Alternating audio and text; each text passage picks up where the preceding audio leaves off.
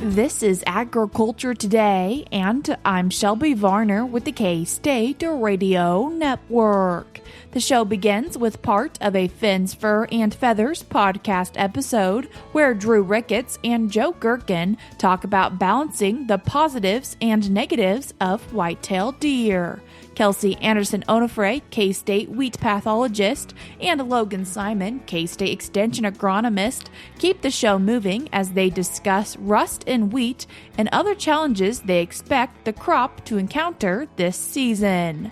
K-State dairy specialist Mike Brouk ends the show explaining matching data from the production site with the financial output of the farm to measure financial success. That and more is coming up ahead.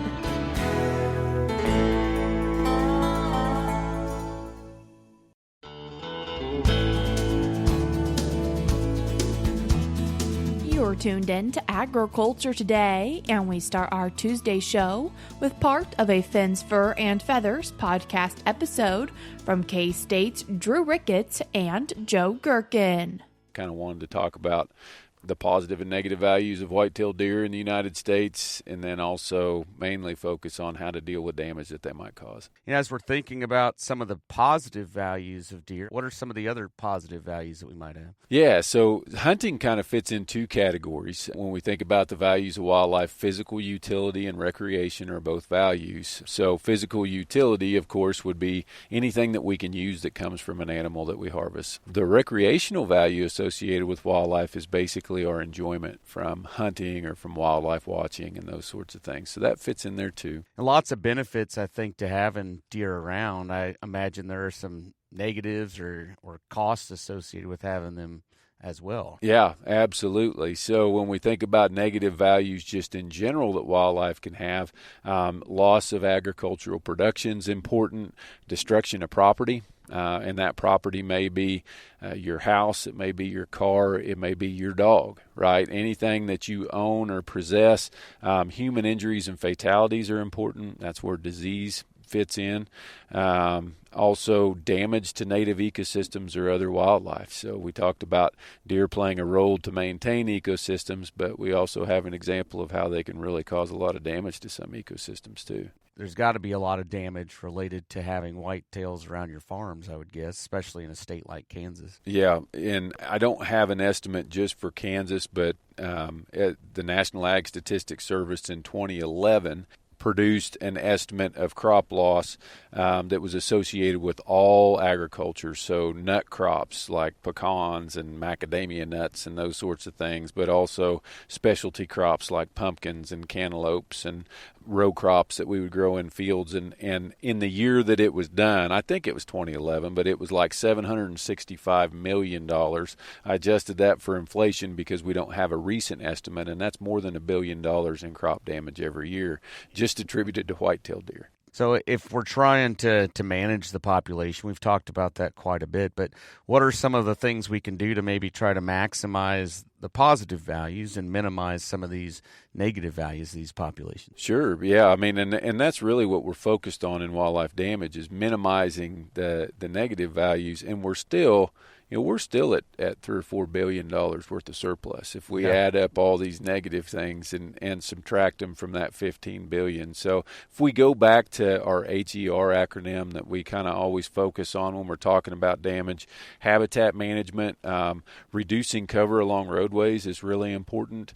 You know, one thing that is sort of the opposite of what we would normally think about is if you've got an agricultural crop and you've got really good deer cover adjacent to it, then we might actually try and remove that cover. And most of the time we're trying to do things in an agricultural setting so that we're maximizing wildlife habitat while also maximizing agricultural production. But sometimes when deer densities are pretty high, it's hard to do that. Yeah. And we might also shift the deer away from parts of a field where they cause the most damage. So next to trees, we tend to have that rain shadow effect where the trees are sucking up all the nutrients in the area, the drip line of their roots basically, and so we see really low production right next to the trees. And deer browsing in those areas on soybeans and corn and milo and those sorts of crops really is exacerbated by the fact that production is already low in those spots.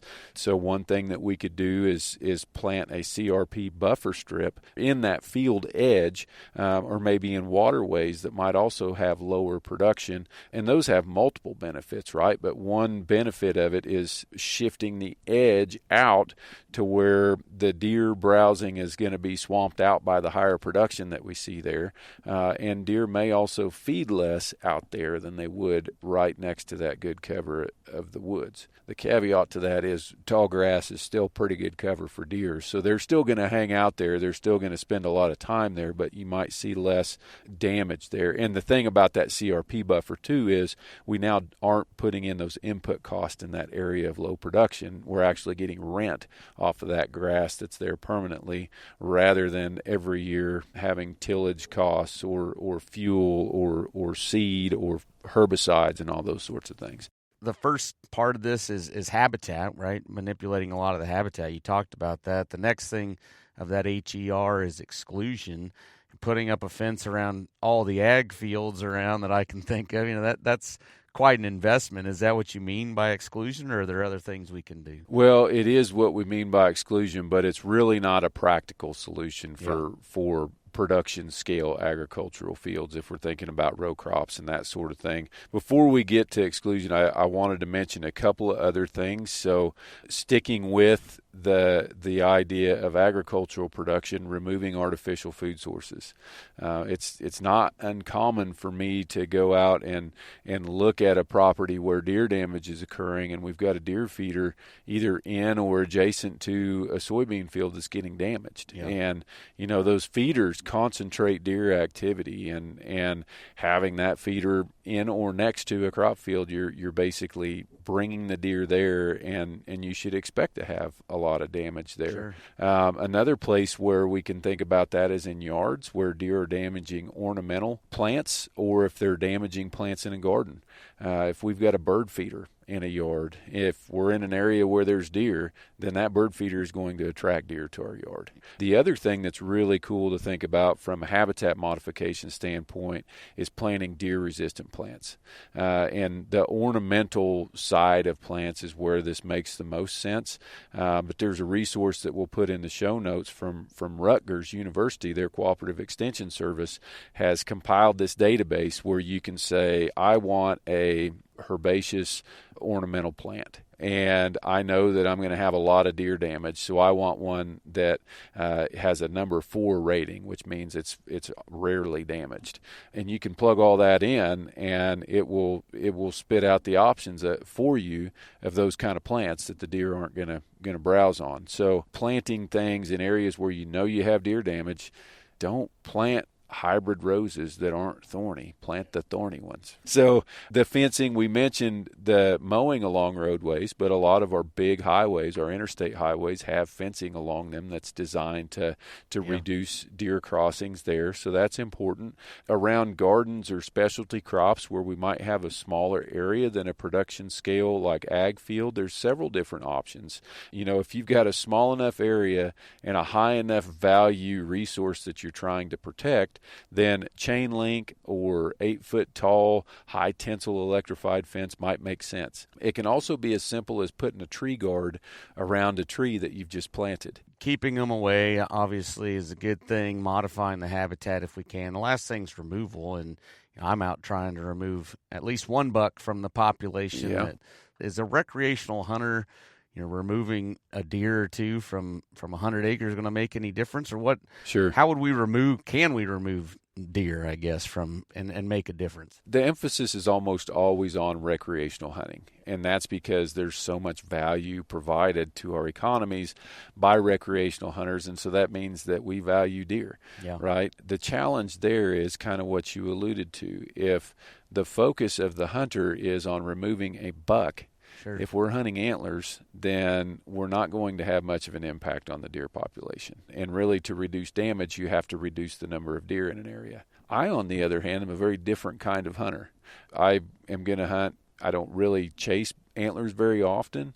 And if I do, I'm still going to remove 3 or 4, maybe even 5 antlerless deer during a season, and so that's really where the emphasis needs to be, is on removing antlerless deer. And I'm not saying I'm a better hunter or anything like that. It's just a different mindset. So last thing here is, outside of the hunting season, we Yep. can control them there. If they're causing damage year round, do I have any recourse? Can I harvest deer outside of hunting season if they're causing damage? Sure. There are statutes in most states that allow that sort of harvest, but it's something that's highly regulated. Typically, those are going to be called a damage control permit or a big game control permit or something like that. And they're available because a lot of these crops that get damaged, like soybeans, let's say, they're growing at a time of the year when we can't hunt. And each state is going to have its own regulations around them. I'm familiar with the state of Kansas's regulations for damage control permits, so we'll talk about those. But basically, as long as a property had hunting on it during a regular season, then if there is damage to an agricultural crop outside of the season, then you've basically satisfied the requirements of being issued a permit. And so you reach out to your wildlife agency, they come out, they document deer presence, they document deer damage, and then they would issue a certain number of permits that allow the removal of deer outside of the regular hunting season, and then also allow the meat from those deer to be used. They don't require the meat from those deer to be used, but they would allow the meat from those deer to be used. Once again, that was K-State's Drew Ricketts and Joe Gerken. I will put a link in today's show notes on agtoday.net where you can listen to the full episode. We're cutting to a short break now, but we'll be right back.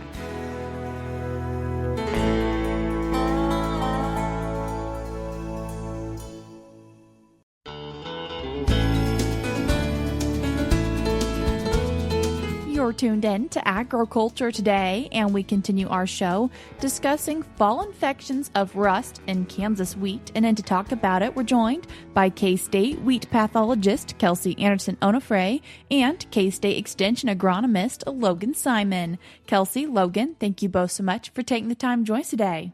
Thanks for having us. Yes, thanks, Shelby. Kelsey, can you explain to us a little bit about what wheat rusts we're looking at this time of year for Kansas? Absolutely. So it's a weird time of year to talk about wheat rusts, right? We're usually thinking more about this in the spring, but this was one of those more rare years where we saw a lot of leaf rust through the fall, right? So as a reminder, we have 3 main rusts in Kansas: leaf rust, that's our more brown rust; stem rust; and then of course stripe rust, right? Our orange rust. This year we started getting calls early in the fall about some higher than normal leaf rust pressure, right? And that extended through the fall because of some of our fall conditions, right? We had warm, wet weather through the fall, and that really favors that leaf surface wetness and rust development. So as a reminder, leaf rust can actually survive over the summer. So after harvest, we can actually have leaf rust surviving locally over the summer in volunteer wheat. And if we plant our fall crop early and it's warm and wet, that leaf rust can move into the fall established wheat crop and continue to develop really through the fall. And I think we saw some pretty bad outbreaks this year in our fall wheat crop. Now, one of the key things to remember is, normally we don't recommend a fungicide application for those fall infections of leaf rust, right? If you did apply a fungicide seed treatment before planting, that can help, right? So you may have noticed if you had a seed treated field, you might have had lower leaf rust pressure. Or if you had a variety out with leaf rust resistance, you might have had less pressure as well. But really what we expect is those fields, most of that tissue will die off in the winter, right? So again, leaf rust survives in green tissue. If the green tissue dies off over the winter, most of that leaf rust should go away. But we do have an increased chance of some of that leaf rust surviving, especially if we get some snow and we have continuous snow cover over the winter. and it may kick off an infection early in the spring. So one of the key watch outs is we're probably okay. We probably, still have pretty good yield potential going into the fall. We shouldn't have reduced winter kill with a fall leaf rust infection. But we might have a higher chance of having early leaf rust infections in the spring. And so we really do need to be very mindful this year, watching for leaf rust as we're coming out of dormancy. And it could be one of those years where that early fungicide application program might be beneficial, right? It's going to be a watch and wait type of situation. Logan, where have we been seeing this rust in Kansas? Yeah, so Shelby, we've been seeing cases of fall leaf rust infections really all over the state of Kansas, wherever we have wheat production. Central and western Kansas have taken calls all over, as well as some calls coming in out of eastern Colorado. And so I think really all of this Central Plains region has been affected. I would say that the fields that we've seen the greatest infection on has been, like Kelsey said, we've seen some variety differences because of that resistance. If we had some resistance, that helped us a lot this year. And if we did not have that resistance, or if we did not have any fungicide seed treatment, one of the things that really contributed to severe infections this fall has been planting dates. Early planted wheat, of course, has been out and exposed to leaf rust more. And so because those infections were able to get started earlier and continue through this warm, wet fall we had, those really were what was hit the hardest. So you think about our folks that are going to be planting earlier, our folks that are grazing in a dual purpose system across southern Kansas, but also really generally in western Kansas, far western Kansas into eastern Colorado, earlier planting dates are common at those higher altitudes. And so especially in those cases, if we were, say, for example, in central Kansas and putting our wheat in after soybeans or after cotton, in those cases, we might not have seen a severe infection just because of that exposure time. That wheat was not out there quite so long to get that infection. So those were really the cases we saw it get hit the hardest. But even still, as Kelsey said, we really didn't recommend that fall application for a fungicide. Do we usually see this as so severe in Kansas for wheat? Well, I would say this is atypical. So it's not the first time that we've seen a big fall outbreak, but this is atypical. So every, maybe 5 years, we'll have a year like this where we do have a heavy either leaf rust or sometimes stripe rust infection in the fall. And we can have all of the rusts active in the fall, and that does happen. I think the key thing there is doesn't necessarily predict how bad it's going to be in the spring. So some years that might translate into a little more winter survival here in Kansas and some earlier infections in the spring. And some years it might not, right? We might have a dry, cool spring and not have any issues going into the wheat crop, right? So really kind of the key message here is we're just going to have to wait and see in the spring. We're going to have to be on top of scouting our wheat crop early, right around green up, and make sure, if we do have any of those infections that overwinter, that we can catch that early and make a decision about those earlier fungicide applications. Otherwise, right, if it doesn't survive the winter here, we get some good hard freezes and a lot of that tissue dies off, then like every other year, we'll have to watch rusts work their way up from Texas, right, through Oklahoma and to us in the spring. And of course, at K-State, we'll put out lots of alerts and warnings about that as that happens through the spring so it doesn't catch us off guard. But if you do see leaf rust infections early in the spring, please let us know, or your local extension office, right? Because again, it'll be something that we're going to watch pretty closely as we come out of dormancy in the spring. While we're thinking about our wheat crop right now, anything else you're wanting to keep an eye on as we are in the next growing season? Yeah, so Shelby, and I think Kelsey and I both would agree that we're expecting another year of wheat streak mosaic virus as we had in 2025. This has been a challenging year for folks as we've been trying to focus on control of our volunteer wheat. These frequent rains have kind of complicated that process of keeping those fields clean. We did get a lot of that wheat controlled after harvest, that volunteer wheat controlled after harvest. So hopefully the wheat curl might load was reduced pretty good, but we really want to be keeping an eye out for that and monitoring that as we move into what is likely to be another heavy wheat streak mosaic year. Beforehand, we mentioned that we kind of feel like Kansas wheat can't catch a break. And so is there anything positive as we look ahead for Kansas wheat? Well, I think the good news we talked about a little bit earlier is that we did have great conditions for planting and fall establishment, right? And so we had, warmer than average weather through the fall. That was good for tiller production and biomass production. We had good precipitation for emergence and establishment in a lot of the state. So I think, if these diseases don't get us, right, we have a pretty good shot coming out of dormancy for a nice wheat crop. We have a lot of time to go, but our fall establishment opportunities have been really good statewide. As we're hoping for a positive wheat crop, unfortunately, if things do happen, do producers need to take the time to balance what are wheat prices, what are the prices of spraying, and maybe it's not worth it? For a fungicide application, the key thing to think about, we always want to think about the budget. So the first thing we want to think about is what is our variety, right? Because if we have some resistance to leaf rust, and we do have a lot of varieties out there that have good resistance to leaf rust and some good resistance to stripe rust, then you've already got some of that taken care of and you probably don't need that fungicide application.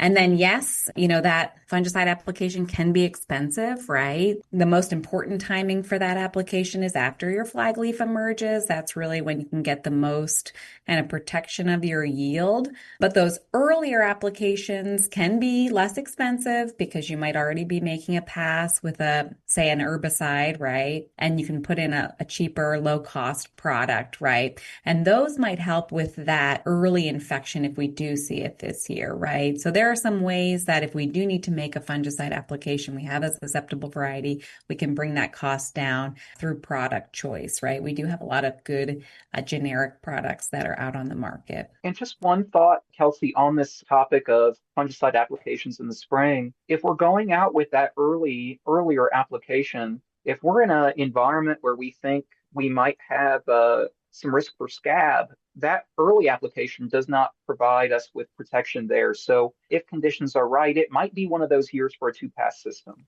Well, that's exactly right. So the early application, that can slow down things like leaf rust, stripe rust, leaf spotting diseases. If we're in a wheat after wheat scenario where we do have wheat stubble, that can slow us down, but it doesn't replace that later application, right? So either that flag leaf application, if pressure continues to be high, or a flowering application if we have scab risk. So yes, you're right. That early application, that's a great point. It can be a kind of a good option for slowing things down, but it doesn't replace those later applications, right? So that's really an important thing to remember. Kelsey, Logan, I appreciate you both taking the time to join us today. Thanks, Shelby. For having us on. That was K-State wheat pathologist Kelsey Andersen Onofre and K-State extension agronomist Logan Simon. We're cutting to a short break now, but we'll be right back.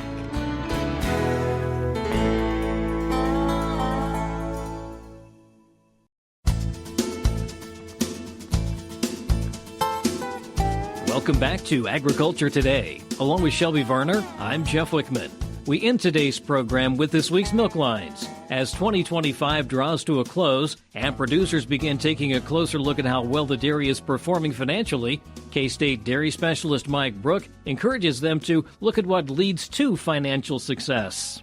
Today I want to visit with our Kansas dairy producers concerning the data that drives your dairy. Now, as we close out 2025, we will be looking at the finances on our dairy as we prepare for tax season, and a lot of calculations will be done on the financial side that may help us look at our dairy from a financial standpoint. But as we look forward into 2026 and beyond, I guess I'd like to encourage our dairy farmers to look beyond just the tax season and the finances of the dairy. Let's dig down and let's look at the things that actually lead to financial success on our dairy. And that includes how we match the data that's coming from the production side of the dairy with the financial output of our dairy farm. As we look at the path forward of your dairy, you probably need to be thinking about things on a cost per hundredweight of milk shipped. And in some cases, we probably need to look at the actual pounds of energy-corrected milk shipped as opposed to just looking at the pounds of milk. You know, with the way we're paid for milk today and the value of components in that milk, it's probably important to change our terminology as we look at the finances of our dairy and look at our cost of production on a per hundredweight basis. And converting to energy-corrected milk is one method that would help us take into account the amount of components that are actually being produced and sold off of our dairy farm. Now, as we look at the efficiency of our dairy farms, some of the things on the production side that are important to bring together on the financial would be things like reproduction. As we look at the pregnancy status of our herd, it's very, very important to the forward progress of our dairy in terms of the amount of milk that's going to be shipped in the next 6 to 8 months off of our dairy. So if you're struggling with things like breeding efficiency, and probably the most important way to look at that is from preg rate. We can look at conception rate, but probably the most important thing is to pay attention to where we're at on pregnancy rate. As I look at dairy production records across our herds across the state, it's very interesting to see those herds that have really taken reproduction efficiency to an important level on their dairy. Many times we see those pregnancy rates actually jump into the mid-30s, almost approaching 40. Just a few years ago, we would have been satisfied with 25. So as we think about that, it's really, really important to consider how we're going to improve the pregnancy rates on our dairy and what impact that's going to have on future milk production. As you think about all the data that's coming into your dairy and you try to start matching what's going on the financial side with what's going on the production side, you may need some help in doing that and tying some of these things together. Usually it takes a group of experts to try to sit down and look at both sides of the ledger, if you would, not only the finances, but also the production side to see where those opportunities might exist on our dairy. So as we look at our dairy moving forward, one of the important things that we have to consider today that we maybe didn't think about so much in previous years is just the value of cull cows on our financial page, as well as young stock and beef on dairy calves that we're producing on our dairy. When we look at the financial impact of cull cows and sale of these beef on dairy calves, in some cases this might be 25% of our gross income off the dairy. So looking at our heifer herd and the number of replacements we're actually going to need, as well as what we're doing with culling decisions, are very important as we look at future finances as well. And last but not least, cow comfort and how that's going to impact our bottom line as we move through next summer and beyond, as it impacts things like pregnancy rate and milk production on our dairy. How we can improve that should be part of the things that we're considering as we look at the whole picture of our dairy farm. This is Mike Brouk with K-State Research and Extension. Thanks, Mike. And that'll do it for this edition of Agriculture Today. For Shelby Varner, I'm Jeff Wickman. This is the K-State Radio Network.